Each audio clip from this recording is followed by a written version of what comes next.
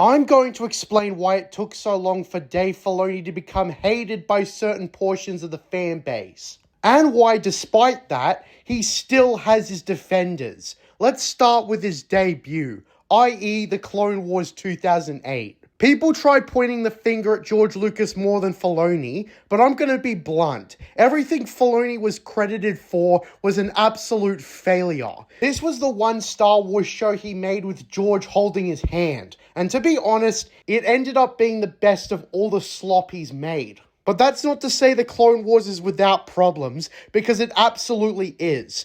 The thing about the Clone Wars and why it got away with so many retcons that fundamentally changed the story of Star Wars is because people didn't know or care about the stories that came out previously. Now, the Clone Wars also undermines the mainstream films themselves, but the nail in the coffin was the disregard for years of source material that came out while the prequels were being made. The thing was, though, they were far less accessible. You specifically had to walk into a bookshop to find a copy of Shatterpoint or The Cestus Deception. And not everybody reads, despite it being one of the earliest ways humans entertain themselves ever. In the Clone Wars and all his future shows, Dave Filoni, and the fact that he made Star Wars shows to begin with, gave him a huge advantage over all the authors who came before him. Dave Filoni was largely able to dictate how people thought about Star Wars to begin with after George was gone. Star Wars Rebels, after all,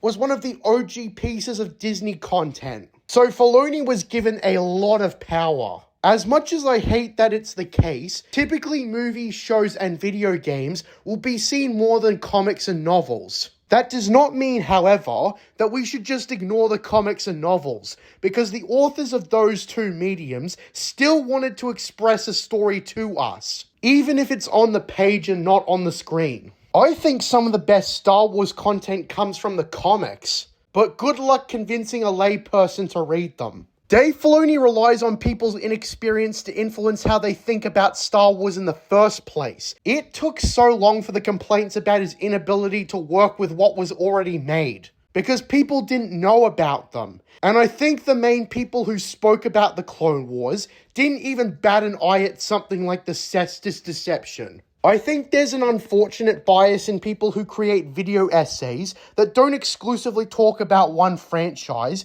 over the nerds who do talk about it. Really, only dedicated Star Wars fans seem to talk about the Clone Wars multimedia project, but they're facing a disadvantage over those who talk about different movies and shows.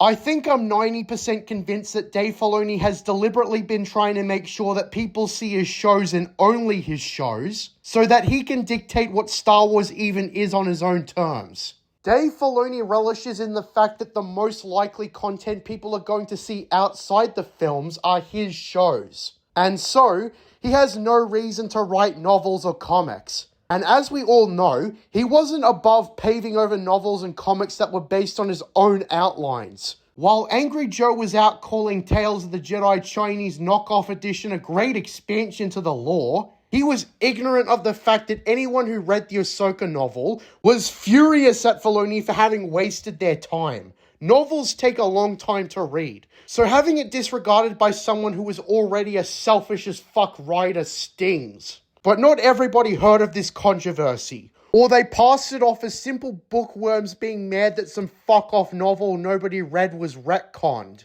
And I really hate that level of disrespect towards novels and comics when it comes to franchises as large as Star Wars. Dave Filoni is probably the most influential Star Wars writer in the modern day, and it's only because of the fact that he makes shows and not novels and comics that demonstrate why.